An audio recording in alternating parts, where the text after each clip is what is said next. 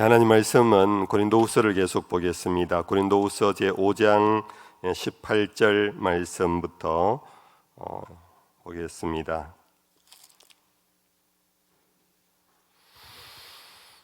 네, 18절부터 21절까지입니다. 넉절이니까 우리 합독해서 넉절을 함께 읽겠습니다. 모든 것이 하나님께로서 났으며 그가 그리스도로 말미암아 우리를 자기와 화목하게 하시고 또 우리에게 화목하게 하는 직분을 주셨으니 곧 하나님께서 그리스도 안에 계시사 세상을 자기와 화목하게 하시며 그들의 죄를 그들에게 돌리지 아니하시고 화목하게 하는 말씀을 우리에게 부탁하셨느니라. 그러므로 우리가 그리스도를 대신하여 사신이 되어 하나님이 우리를 통하여 너희를 권면하시는 것 같이 그리스도를 대신하여 간청하노니 너희는 하나님과 화목하라. 하나님이 죄를 알지도 못하신 이를 우리를 대신하여 죄로 삼으신 것은 우리로 하여금 그 안에서 하나님의 의가 되게 하려 하심이라. 아멘. 지난 주 바로 앞부분에 새로운 피조물이라는 말씀을 가지고 묵상을 했었는데요. 기억나시지요? 그리고 우리 교회 다닌 성도들은 이 새로운 피조물이라는 이 표현 거의 다 알고 있을 것입니다. 그리스도 예수 안에 있으면 누구든지 새로운 피조물이라. 할렐루야. 여러분들 그리스도 예수 안에 있습니까? 그러면 우리는 새로운 피조물입니다. 자, 여기서 한 가지 우리 생각해 봅시다. 그럼 나는 새로운 피조물이라고 믿는데 나에게 달라진 게 뭘까요? 여러분들 예수를 믿고 무엇이 달라졌나요? 새로워진 하나님이 지으신 피조물인데 하나님께서 새롭게 지어주셨다라는 의미의 표현인데 나에게 무엇이 새로워졌을까요?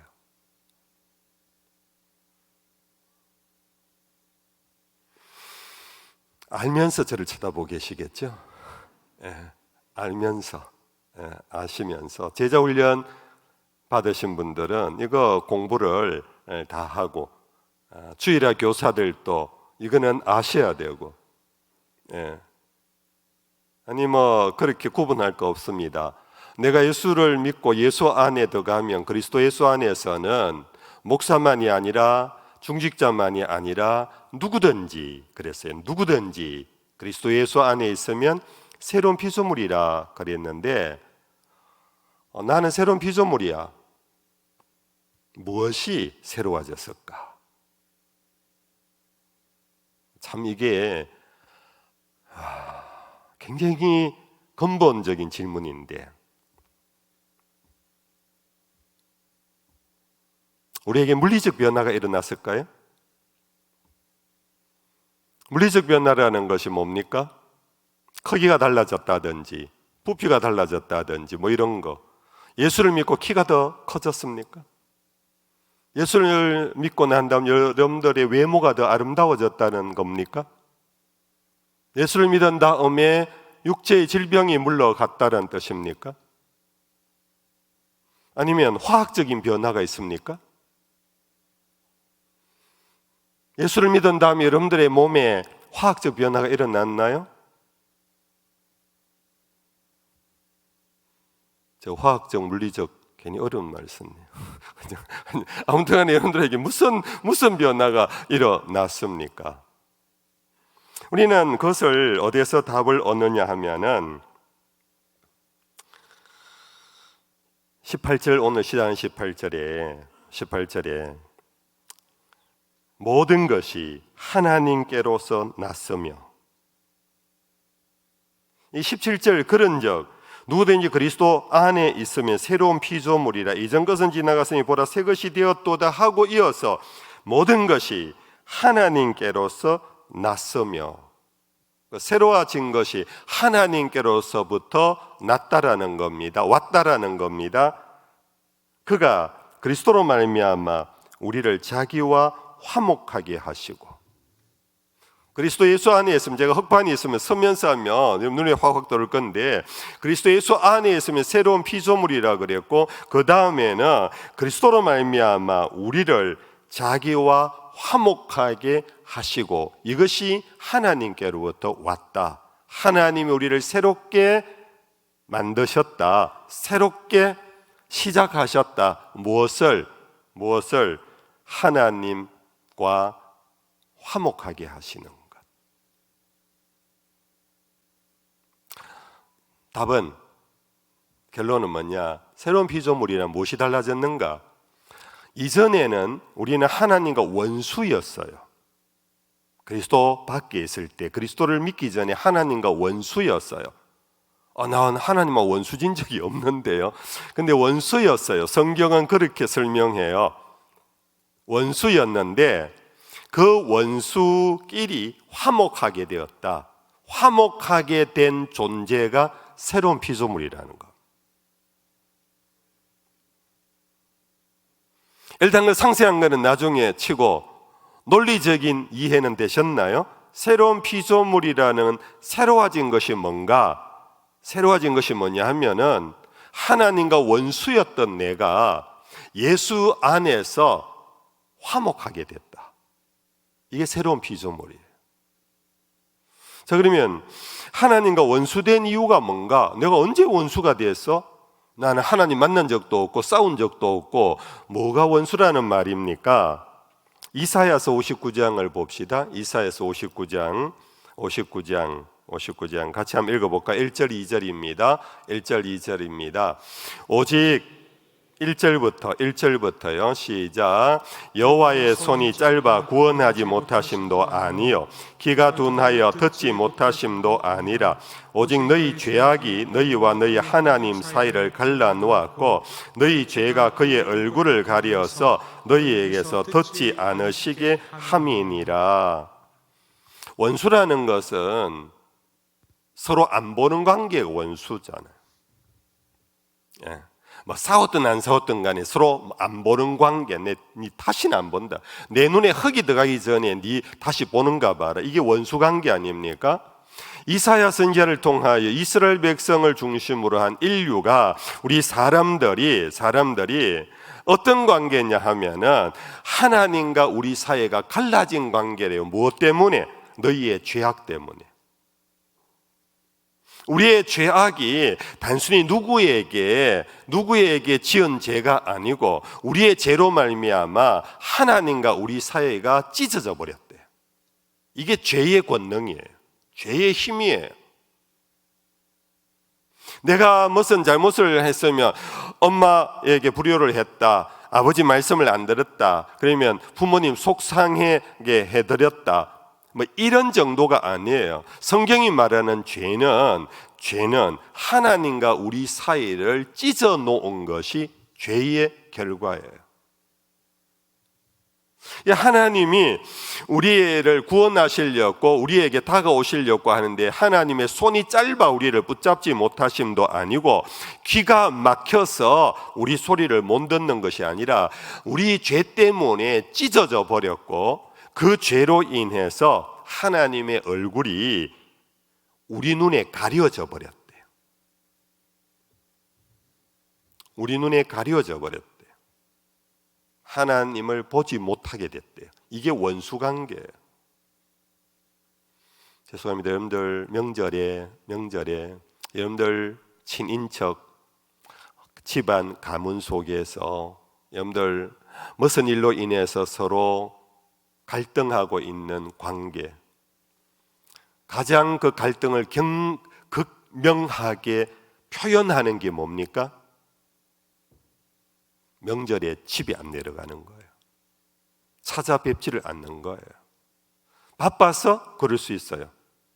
그러나 그렇지도 않은데, 병들어서 그럴 수 있어요. 병도 안 들었는데, 내려갈 차비가 없어서 차비가 있는데 또 불구하고 와서 보지 않는다. 이거는 둘 사이가 극명한 갈등과 불화 속에 있다라는 거겠지요. 이게 바로 이사야 선지자의 표현입니다. 우리가 죄를 범하였으므로 하나님과 찢어져서 우리의 눈이 하나님이 너무 멀어 보지를 못하는, 그것이 죄의 결과, 그게 바로 원수관계였어요. 원수관계. 근데 이런 원수관계를 하나님께서 예수 그리스도로 말미암아 그 원수관계를 화목시켜 주신 것, 이것이 바로 십자가의 사건이고, 십자가에 그리스도께서 다 이루었다는 순간 성전의 휘장이 찢어져 버림으로 하나님과 우리 사이에 가리워졌던, 거리가 멀어졌던 그것이 회복되어지는 것, 이것이 바로 새로운 피조물의 상태입니다. 성도 여러분들, 여기서 또 중요한 두 번째 단계가 있어요. 하나님과 원수된 과거의 나와 예수 안에서 이제 화목하게 된 우리가 문까지 다 열어놨어요. 휘장을 다 열어 제껴놨어요.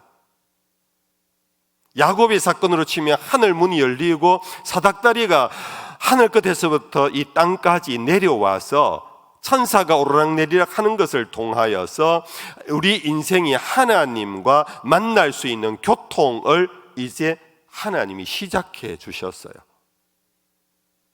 그런데 새로운 피조물은 이것을 누려야지만 내 자신이 내가 새로운 피조물이라는 것을 인식하게 돼요. 화목하게 되었구나, 화해되었구나를 인식하게 돼요. 근데 많은 경우 여러분들 하나님과 얼마나 여러분들 열심히 교제하고 계십니까? 문 열어놨는데 우리가 얼마나 그 문 안으로 많이 자주 드나들고 있습니까? 하나님은 귀를 이제 우리에게 기울이고 있는데 우리는 하나님이 듣겠다고 하는데 우리는 하나님에게 얼마나 우리는 기도를 하고 있습니까? 이 특권을 오늘 우리는 너무나 쉽게 그것을 사용하지 않는 사용을 안 하니까 하나님이 아직도 멀리 계신 것만 같고, 사용하지 않으니까 하나님과 나 사이는 아직도 요원한 거리인 것 같고, 언제 느끼느냐? 내가 교회 열심히 다니면서 사람들에게 인정받고 내가 선을 행하면서 내 스스로 보람을 느끼고 허무해질 때, 그때 내가 하나님과 가까워진 것 같은 생각이 들어요. 여러분들 그런 경험들 있지요? 있을 거예요. 그런데 여러분들 그런 선행을 통하여 보람을 느낀 그것이 하나님과 만난 교제는 아니에요. 그렇다면 세상의 NGO들이, 세상의 선한 사회봉사단체들은 늘 하나님과 붙어 있는 거잖아요.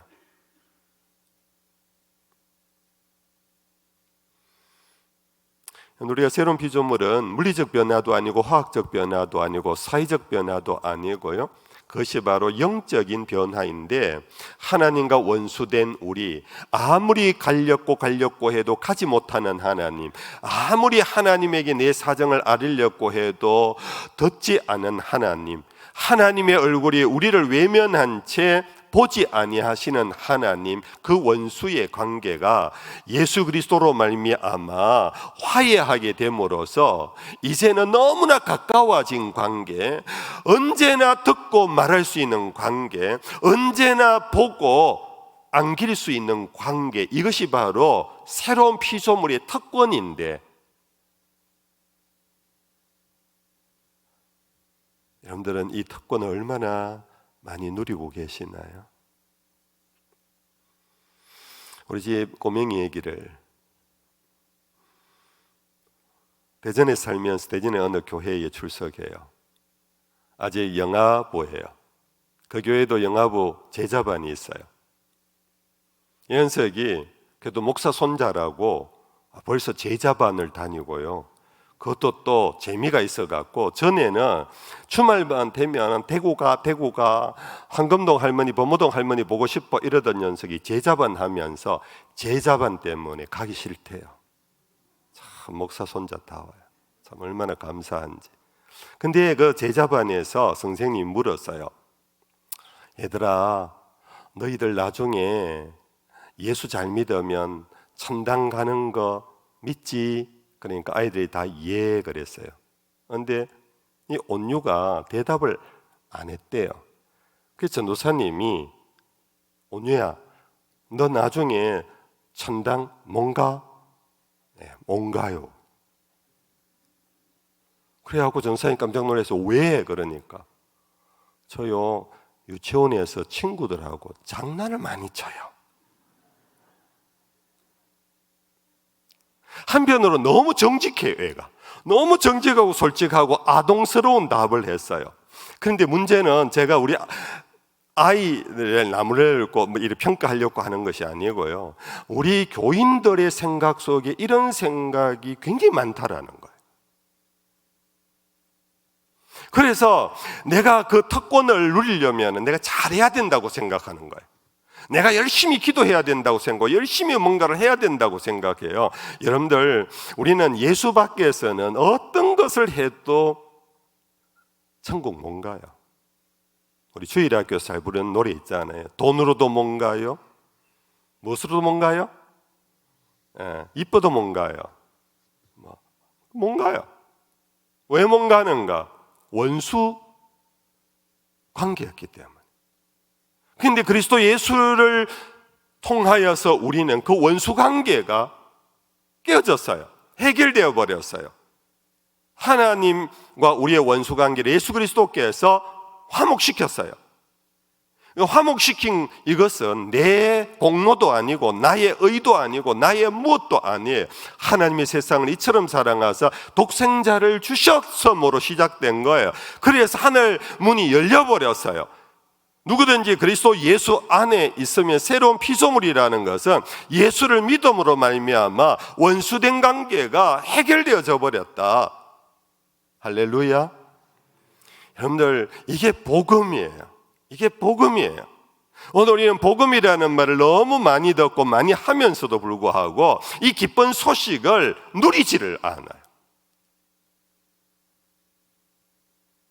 목사님, 그래도요, 제가 오래 교회 다녔는데도 불구하고요, 저도 신앙의 곤두박질을 많이 쳤어요. 어떨 때 은혜가 막 충만할 때는 막 정말 복음 안에 있었는데요, 그냥 많은 경우에 답답하고 하나님은 저 멀리 계신 것 같고 왜 나만 이런 고난을 당하는지 하나님이 원망스럽기도 하고 막 그래서 은혜가 없을 때도 많거든요. 근데 제가 그거 모르는 거 아니에요. 저도 그렇거든요. 근데 문제는 우리의 용어를 잘 선택하고 사용해야 되는데요, 그런데 은혜가 없다 이 말은 하나님을 모독하는 거예요.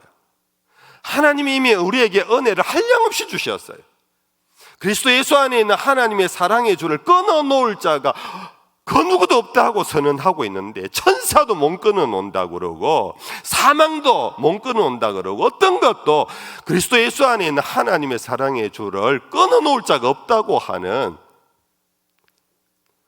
그냥 내가 그 은혜의 보좌 앞으로 담대히 나가는 믿음이 약해진 것뿐이에요. 은혜가 없어진 게 아니에요. 근데 우리는 우리의 언어로 너무 쉽게 이렇게 표현을 잘해요. 은혜가 떨어졌다 그러고 은혜에서 막 멀어졌다 그러고 은혜가 요즘 없다고 그러고. 무슨 말씀인지 이해가 되십니까? 여러분들, 우리가 이 언어 사용을 잘해야 되는데요, 하나님이 우리에게 한 번 주신 그 은혜는 영원해요. 줬다가 뺐다가 막 열었다가 닫았다가 하지 않아요. 이것이 복음이에요. 이것이 바로 켈빈의 표현으로 치면은요, 이거는 불가항력적 은혜예요. 그리고 견인까지 해줘요. 우리는 곤두박질 쳐도 하나님은 우리에게 인을 쳐버려 가지고 너는 내 아들이라, 너는 내 딸이라 도장을, 불도장, 성령의 화인까지 찍어 가지고 여러분들 우리가 어떤 상황에 빠지더라도 하나님은 너는 내 거야, 너는 내 사람이야, 내 아들이야. 나만 내 혼자 허우적거리는 거예요. 허우적거리는 거. 여러분들, 오늘 우리가 이 허우적거림에서 빨리 벗어나야 돼. 이 허우적거림에서. 경제적인 어려움도 있습니다. 질병의 어려움도 있습니다. 교회 생활하면서 인간관계 어려움도 있습니다. 뭐 이런저런 일로 인해 가지고 그것이 하나님과 우리 사이를 먹구름을 쳐버려요. 이걸 누가 더 조장을 하느냐 하면 사탄이 해요. 이 어두움의 영들이 막 해요. 그러면서 막 참소를 하잖아요. 네가 장로식이나 된 놈이 네가 그래 갖고 강단에 올라가 대표 기도를 해 치아라. 막 누가 안 가는데 스스로 막 귀에 들리는 거예요. 그게 이제 이 사탄의 참소하는 기능이 있잖아요. 예.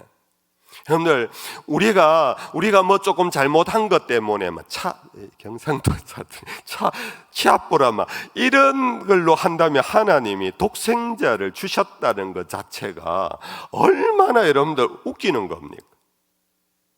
하나님은 독생자를 주셨다는 것은 하나님 당신이 당신을 주셨다는 거고, 하나님 당신을 우리 위하여 주기까지 하시며 우리를 사랑하시되 끝까지 사랑하시는데, 우리는 내 형편, 내 처지 따라, 내 기분 따라, 내 어떤 관계 따라 막 요동을 쳐요. 요동을. 그러고는 표현은 은혜가 떨어졌다, 이제 내 인생에는 은혜가 없다. 그것은 하나님을 모독하는 거예요. 저와 여러분들은 새로운 피조물임을 믿으십시다. 이 믿음은 언제든지 부르면 들으시는 하나님이다. 예수님께서 두드리라, 구하라, 찾아라, 이 말씀의 의미가 바로 이거예요.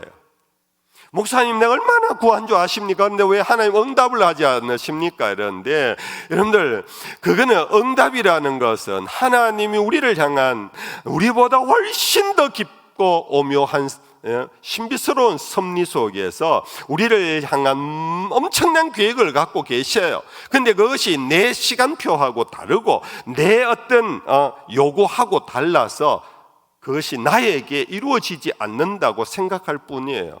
그러나 하나님은 구하면 주실 분이고, 두드리면 열어주실 분이고, 찾으면 찾게 하실 분인데, 이것은 이미 약속된 하나님의 뜻이에요. 닫아놨다가 두드려봐라, 내가 열어줄게. 우리 보고 문 두드리는 경쟁을 시키시는 하나님이 아니세요.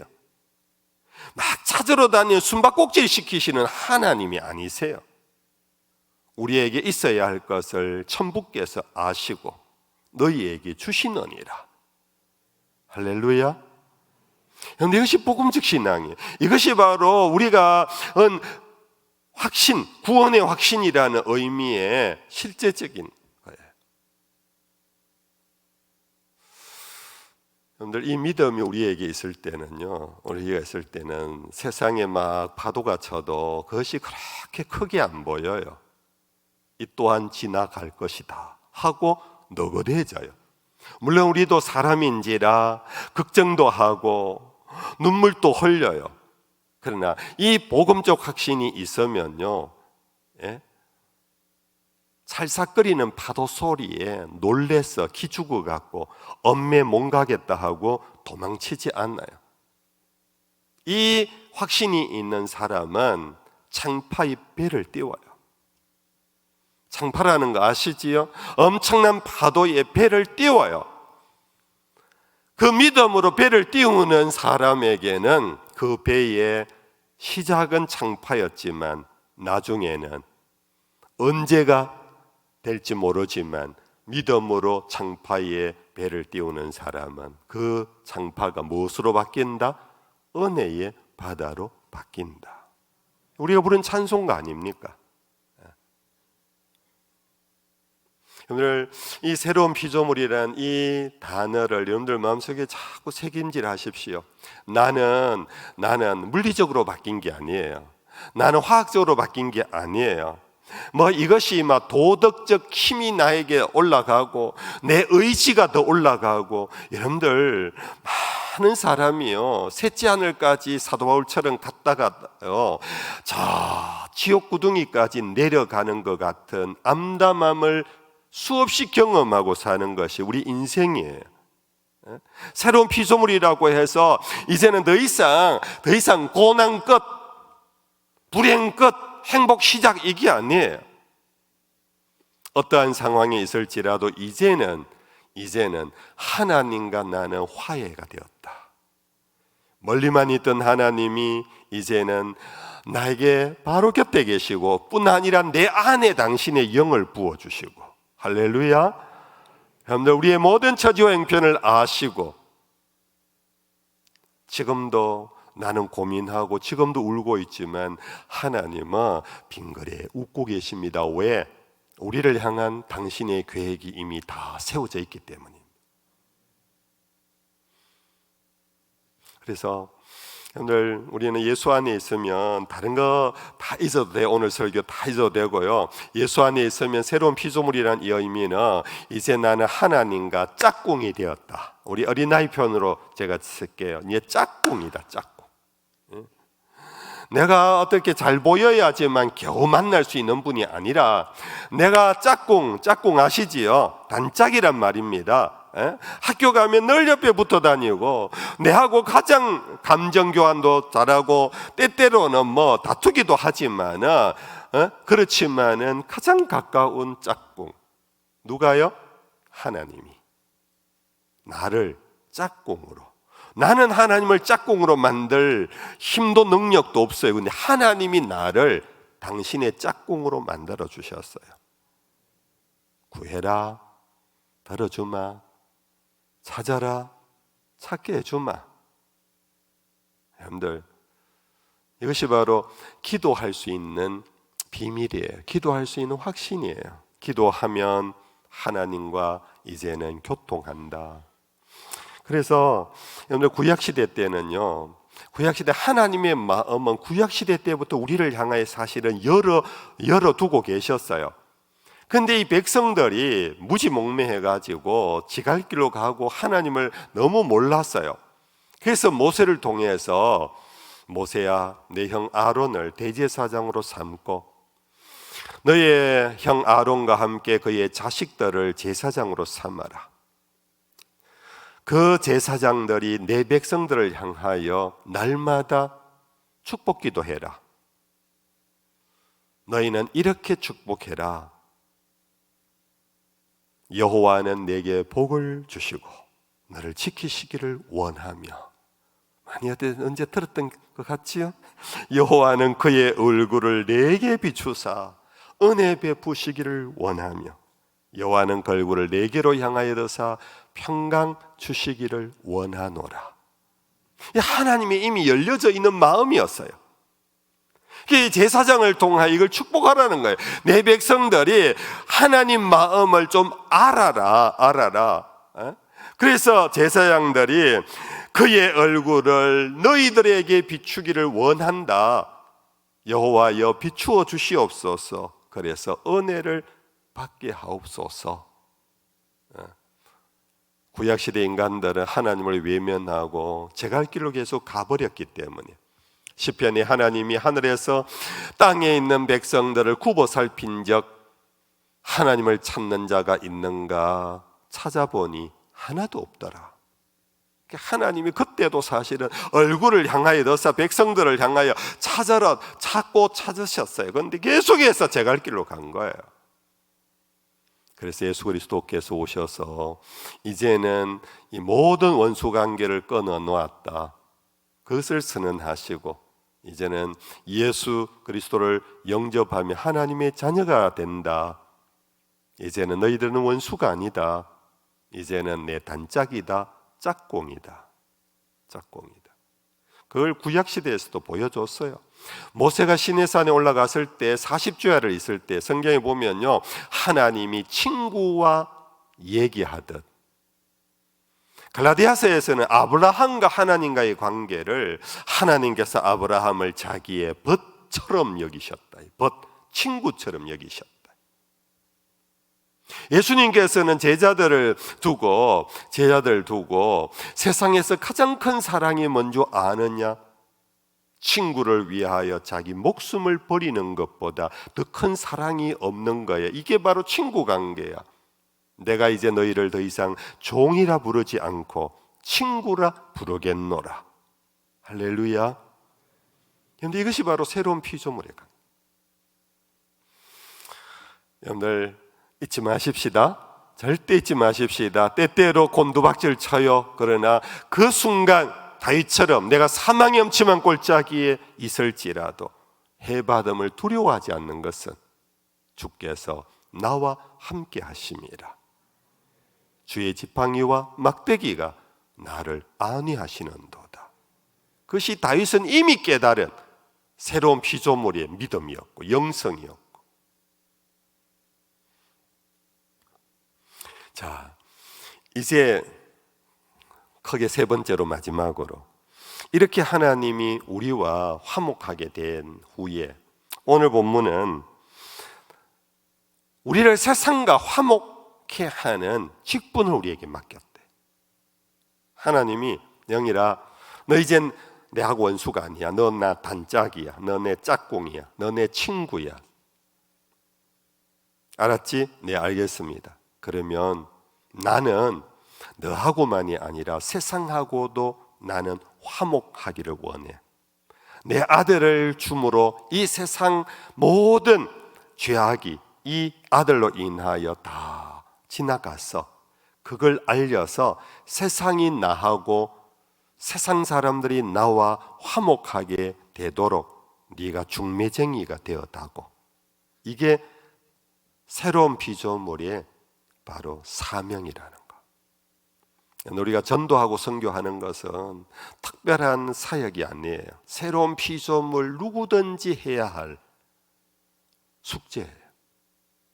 그 새로운 피조물의 평화의 관계, 하나님과 화목의 경험을 한 사람은 니도 이리 와라, 니도 이리 와라, 너도 이리 와라 해서 하나님과 화목시키는 것은 너무나 자연스러운 것.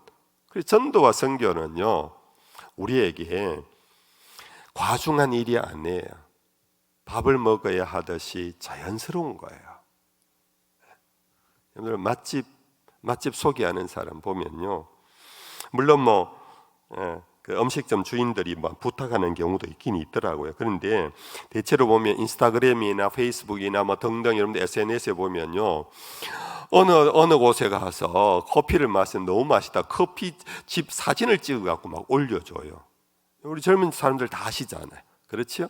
카페다, 음식점이다, 사진을 음식을 막 찍어갖고 막 올려줘요. 그러면 내가 뭐 먹고 싶다 그러면 인스타그램 딱 떠갖고 국이면 국밥집이 막 절비하게 나와요. 그래 그 가운데 하나 골라갖고 가면요 맛있어요. 몰랐죠? 여러분들 우리가 음식도 어디에 가서 맛있다 그러면 막 남인데 막 소개하잖아요. 막 사진 찍어 올려주잖아요. 우리는 예수의 맛을 그 사랑의 맛을 우리가 봤다면 그 사랑의 맛을 전해야 되는 거. 세상 사람들 음식 맛도 전하는데 우리가 안 전하면 우리는 예수의 맛을 아직 봤다고 할 수 없는 거 아니겠어요? 네가 정말 은혜를 아느냐? 전도 안 하면 네가 은혜를 아직도 몰라. 네가 죄로부터 자유함을 얻었느냐? 그러면 죄짐으로 무거워 힘들어 살아가고 있는 세상 사람들에게 이 죄짐을 벗을 수 있는 너무나 좋은 이 복음의 길을 네가 알려야 하지 않겠냐? 그렇죠, 여러분들?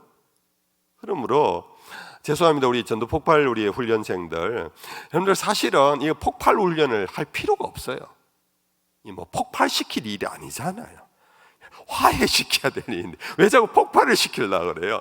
이제 물론 여러분들 우리 아니까 제가 웃으면서 우스개로 얘기합니다.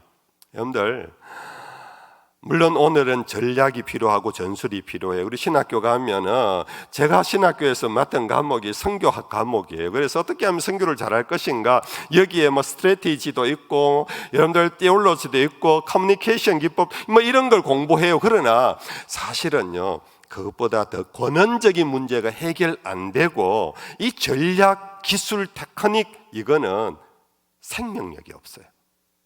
생명력이. 정말 우리는 생명을 구하는 거잖아요.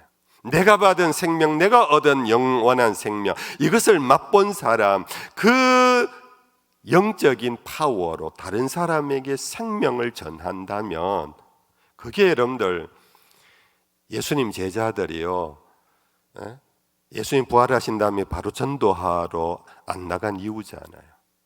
예수님이 제자들, 너희들 기다리라. 지금 막 불타냐? 지금 막 폭발하고 있느냐? 익스플로되고 있느냐? 그렇다고 너희들 지금 나가면 안 된다. 성령이 너에게 임하실 때까지 기다려라. 성령이 너에게 임하시면 무엇을 받는다? 권능을 받는다. 그러므로 전도와 선교는요, 내 일이 아니고 하나님 일이고요, 내 힘과 능력과 지혜가 아니고 성령의 권능의 역사예요. 아멘. 그러므로 전도 훈련을 하든 제자 훈련을 하든 모든 여러분들 전도 선교를 위해서는 여러분들 하나님의 이 사랑을 깊이 맛을 보고 새로운 피조물이라는 이 복음의 선언을 깊이 깨닫고 이해하고 그 안에서 죄로부터 자유함과 하나님의 자녀의 권세를 누려보는 맛이 있어야 여러분들 다른 사람에게 전도하고 선교할 수가 있는 겁니다. 그렇죠, 여러분들? 그래서 이 직임을 오늘 본문에서는 그랬어요. 그러므로 우리가 그리스도를 대신하여 사신이 되어 하나님 우리를 통하여 너희를 권면하시는 것 같이 그리스도를 대신하여 간청하노니 너희는 하나님과 화목하라. 하나님과 화목하려면 어떻게 해야 됩니까? 그거는 하나님이 이미 화목의 길을 다 열어놓으셨다. 휘장을 찢어 놓으셨다. 내가 길이요 진리요 생명이니 너희가 내게로 오면은 아버지께로 가는 길이다 하고 다 열어놓으신 이 복음을 우리가 전하고 복음을 듣는 자가 아멘하고 영접하면은 하나님과 화목하게 되는 것입니다. 아멘. 제가 아까 시작할 때 기도하면서 우리 이 가운데 우리 어머님이 계십니다. 아드님을 위하여서 지금 정말 눈물로 기도하고 계세요. 아드님이, 죄송합니다 어머님, 이해하고 용서하십시오. 아드님이 이제는 치료가 불가능해서 이제 참 막바지에 왔어요. 연명치료를 해야 되느냐 말아야 되느냐를 문제 갖고 저와 상담차 왔어요. 이거는 부모님 보호자만이 결정하지 목사도 결정하지 못합니다. 그러나 하고 제가 조언을 하면서 보태기를, 집사님 지금 아들에게는 의사가 이제는 연명치료는 의미가 없다라고 말했으면 우리 그걸 받아들이고 이제부터 연명치료를 한다면 일주일을 연명을 하고 한 달을 연명한다는 게 무슨 의미가 있겠습니까? 집사님, 우리가 죽으면 아버지 집으로 가는 거 믿으시지요? 믿는데요. 그럼 이 아들도 만약에 일주일 더 산다면 일주일 안에 어머님이 아들에게 아들아, 네가 먼저 가면 내 가슴에 묻고 내가 너무 슬퍼지만 그래 아들아 나는 믿는다. 이 세상 떠나면 본향으로 간다는 건 난 믿는다. 아버지 집으로 간다는 건 나는 믿어. 너도 이 시간 예수를 영접하고 믿기를 바란다. 네가 먼저 죽는 게 아니고 네가 먼저 아버지 집으로 나보다 먼저 가는 거야. 그렇게 아들에게 복음을 전거하고 영접시키는 것, 이것이 생명을 일주일, 한 달, 1년을 연장시키는 것보다 훨씬 중요한 아들에 대한 어머니의 사랑이라고. 집사님 그렇게 하시겠다고. 여러분들 그렇지 않습니까? 여러분들, 우리가 정말로 예수 믿는다라는 예수 믿음의 이 신앙의 진수가 뭐냐면 이겁니다. 진수가 원수된 하나님과 나 우리 사이 예수로 말미암아 화목하게 되었고, 이제는 교제하게 되었고, 내가 원하기 전에 하나님이 나에게 오셨고, 내가 말하기도 전에 하나님이 나에게 당신의 영을 부어주시며 살아있는 동안 주님과 교제하기를 원하는데, 여러분들 정말 더 열심히 교제하십시다. 더 열심히 하나님과 대화하십시다. 그걸 어떻게 하느냐? 목사님 바쁜데 이 교회 와서 또 기도 시간 내가 그렇게 못합니다. 그래서 제가, 여러분들 말씀 기도 캠프를 참여하신 분은 아실 거고요, 제가 이제 마지막인 것 같아서 온라인으로도 말씀 기도 캠프를 열려고 하는데, 이 말씀 기도 캠프를 여러분들이 이해하시면요 24시간 주님과 교제할 수 있어요. 뭐 와서 여러분들이 막 기도하는 시간을 따로 떼어 놓지 않더라도, 간단하게 말하면은 여러분들 눈을 떠서 아침에 한 구절 말씀을 갖고 그냥 한 절, 하나님은 사랑이시라, 이거 한 절을 갖고 계속해서 여러분들 되새김질 하는 겁니다. 여러분들 차를 타고 가면서도 하나님은 사랑이신지라. 여러분들 이것은 잊지 않잖아요. 또 바쁘다가 하나님은 사랑이신지라. 여러분들 그것이 내 속에 말씀이 되새김질 되면 그 말씀이 생명이에요. 말씀이 내 인데 역사예요. 히브리서에는 말씀이 활력이 있어 예리한 검과 같아서 우리의 혼과 영과 관절과 골수를 찔러 쪼개 놓는다 그랬잖아요. 그 말씀을 되새김질 하다 보면 말씀이 내 속에 역사예요. 그 말씀을 따라 나도 모르게 기도하게 돼요. 그러면 내가 여러분들 정신을 깨어있는 동안에는 계속 주님과 연결되어 있는 영적 관계를 가질 수가 있어요. 여러분들, 제가 목회하면서 제가 여러분들보다 뭐가 잘나서 지금까지 목사 짓을 했겠습니까? 제가 뭐가 그렇게 많이 지식이 있어서 제가 40년을 설교를 했겠습니까? 여러분들 정말 그냥 저는 순간마다 주님과 제가 교제하는 이 일, 이것이 저의 생명이었습니다. 생명이었고 지금도 생명이고, 여러분들 교제를 제가 따로 골방에 가서 하지 않아요. 저는 늘 생각하는 동안에는 오늘 말씀 한 구절을 갖고 되새김질합니다. 그 말씀 속에 하나님은 나와 함께 계세요. 하나님이 내 속에 살아 계세요. 그 말씀을 따라 저도 모르게 기도하게 돼요. 그것이 하루 종일 연결돼요. 하나님이 주여 부를 때 야야 와, 바쁜 일 생겼나 큰일 생겼나 하고 찾아오는 것이 아니고, 말씀이 내 속에 있음에 그 말씀 따라 나도 모르게 주님과 교통을 하는 거예요. 맛보기만 보였나? 여러분들 뭔가 구미가 당기면 신청하십시오. 신청하셔서 아무튼 말씀 맺을게요. 우리는 새로운 피조물, 이 맛을 보고 많은 사람에게 전하는 화목하게 되는 화목의 대사가 되기를 주의 이름으로 축복합니다.